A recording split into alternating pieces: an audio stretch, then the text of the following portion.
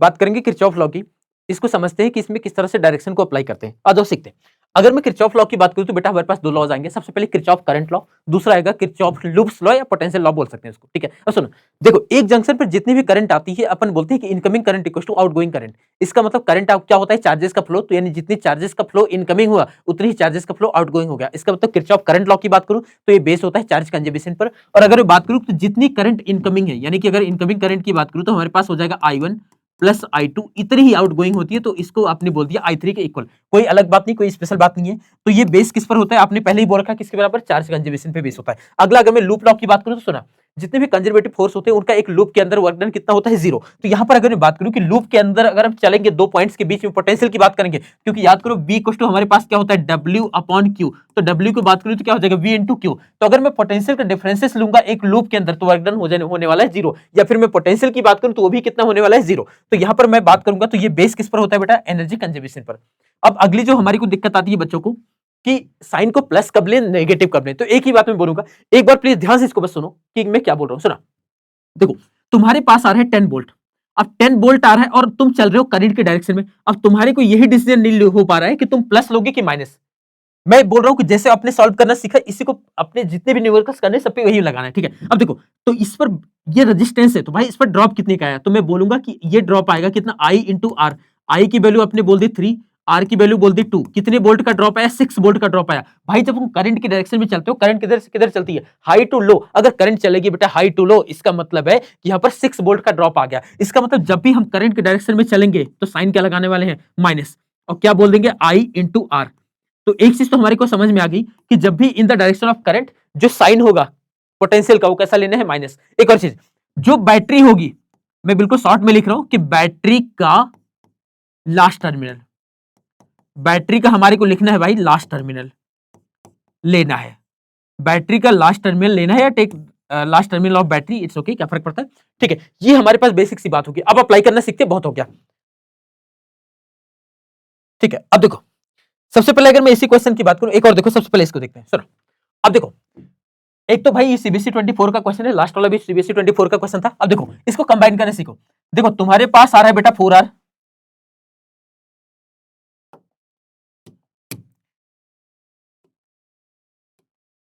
तुम्हारे पास आ रहा होगा 4R। अगर 4R की बात करूं तो ये इस 4R के साथ पैरेलल आ रहा है। भाई 4R पैरेलल में 2R होता है, और ये 2R के साथ में सीरीज हो गया, तो ये 4R हो गया। 4 और 4 अगेन कितना हो गया बेटा, 2 हो गया, ठीक है क्या। अब अगर मैं इसी को रिड्यूस करता हूं इस सर्किट को, देखो ये 3R है, ये 4R है, और इन सबको जब कंबाइन किया था तो हमारे पास आ गया था 2R, ठीक है। हमको क्या चाहिए, हमको ये चाहिए कि इस BM के अंदर मैं बोलूं कि find current, find current in BM loop, ठीक है। अब देखो find current in BM loop, अब यहां पे थोड़ा सा कट कर देना इस चीज को, BM लूप वाला, क्योंकि ये लिखते हुए का ही रखना ऑब्वियसली, यू नो, ठीक है। अब सुनो, यहां पर देखो हमारे पास अगर मैं इसी सर्किट को रिड्यूस करता हूं बेटा, तो हमारे पास आ गया 4R, यहां पर आ गया 2R। अब अगर इसी को बात करूं तो कोई भी चलो, ऐसे चल लो, यहां पर इसमें ऐसे चल लो। अब सुना, यहां पर देखो करंट कितनी गई, यहां पर आपने बोला I1, यहां तक भी करंट आई बेटा, अभी भी I1 आ रही क्योंकि सीरीज में है। देखो इसमें चली गई हमारे पास, इस तरफ जो हमारे पास चली जाएगी, ध्यान से देखना, तो इसमें से I1 आई, इस तरफ चलेगी हमारे पास I2, तो बची हुई हमारे पास हो जाएगी I1 माइनस I2, ठीक है। इसमें करंट को इस तरह से चली जाएगी, बैटरी का हाइट पोटेंशियल से लो वाले की तरफ चली जाएगी, ठीक है। ठीक है बेटा, अब इसको अपन सॉल्व करने की कोशिश करते हैं। तो देखो हमारे पास दो लूप है, हम दो बार चलेंगे, एक बार इसमें चलेंगे, एक बार इसमें चलने वाले हैं, ठीक है। अगर मैं सबसे फर्स्ट वाले लूप की बात करूं तो देखो इसकी इक्वेशंस कैसे होंगी। बैटरी का लास्ट टर्मिनल लेना है बेटा, यहां से इधर जा रहे हो, पहले करंट लिख लेते हैं। देखो यहां से यहां पर गए करंट, इसमें बोल दिया आपने I1, जो इसमें गई इसमें करंट आपने I2 बोला, और हमारे को I2 चाहिए भी, तो I1 में से I2 इधर चलेगी तो बची हुई कितनी गई, I1 माइनस कितना बोल दिया आपने, I2।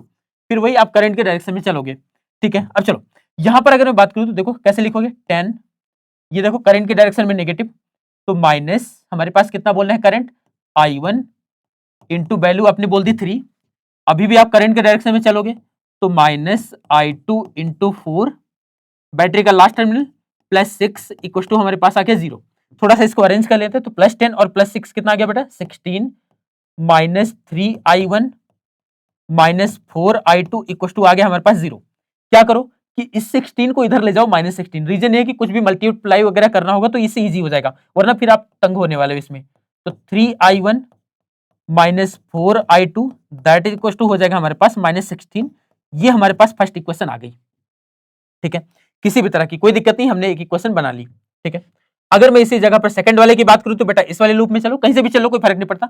यहीं से चलना शुरू कर दो। बैटरी का लास्ट टर्मिनल है, क्या बोलोगे 6 की -6, ऑब्वियसली -6। अब देखो आप ऊपर जा रहे हो, करंट नीचे आ रही है, करंट के अपोजिट हो आप, तो आप बोलोगे +4 into i2।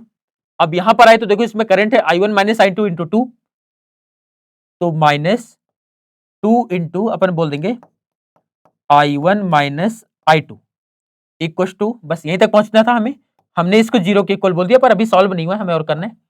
+4i2 -2i1 +2i2 that equal to 0।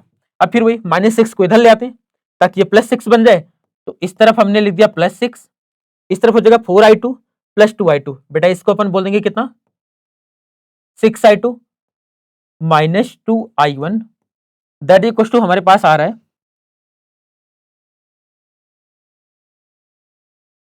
हमारे पास +6। ठीक है, ये तो हमारे पास दो इक्वेशंस बन गई। अब देखो कुछ नोटिस करो, हमारे को i2 चाहिए तो i2 को मैं कैंसिल नहीं कर सकता। मेरे पास यहां पर क्या रहा है चेक करो, तो मैं i1 को कैंसिल करने की कोशिश करता हूं। अगर मैं इसको 2 से मल्टीप्लाई कर दूं तो ये -6i1 हो जाएगा, और इसको 3 से कर दूं तो ये -6i1 हो जाएगा, और दोनों को घटा दूंगा तो -6 हो जाएंगे कैंसिल। अब आप ठीक, आपको अप्रोच समझ आ गई होगी। तो अगर मैं इसी की बात करूं तो इसको मैं मल्टीप्लाई कर रहा हूं 2 से, और इस वाले इक्वेशन को मल्टीप्लाई कर रहा हूं 3 से। आपको समझ आ गया कि -6i1, इसको भी -6i1 बनाना है। तो ये करने के लिए बात, सॉरी मैं इस तरफ लिखूंगा इसको, तो ये हो जाएगा, अगर फर्स्ट वाले इक्वेशन को 2 से मल्टीप्लाई करूंगा हमारे पास हो जाएगा -6i1 -8i2 इक्वल टू हमारे पास हो जाएगा -32। ये पहला वाला हो गया। सेकंड वाले को अगर मल्टीप्लाई करूंगा तो -18i2 -6i1, ये तो हम बनाना चाह रहे थे, इक्वल टू हमारे पास हो जाएगा +18। और इन दोनों को, क्योंकि ये हमारा फर्स्ट इक्वेशन अब तैयार हो गया, ये हमारा सेकंड वाला तैयार हो गया दोबारा से नया, और इसको हम कर देंगे ओवरऑल माइनस। देखो ये दोनों तो भाई हो गए कैंसिल, -8, और इसमें से अगर मैं इसको माइनस करूंगा -8 में से -18 को, तो ये हमारे पास आ जाएगा -26i2 इक्वल टू, और तो कुछ बचा नहीं, 32 में ये जोड़ूंगा, ये मतलब घटेंगे जो, तो हमारे पास आ जाएंगे -50। ये हो गया कैंसिल। i2 के इक्वल टू, अगर मैं इसी को अब e बोल सकता हूँ, इट्स ओके, कोई फर्क नहीं पड़ता। तो i2 की वैल्यू हो जाएगी मेरे पास 15/15e/26, और अब r वही बोल सकता हूँ, तो हमारे पास आ जाएगा 25e/13, ये हमारे पास वैल्यू आ जाएगी।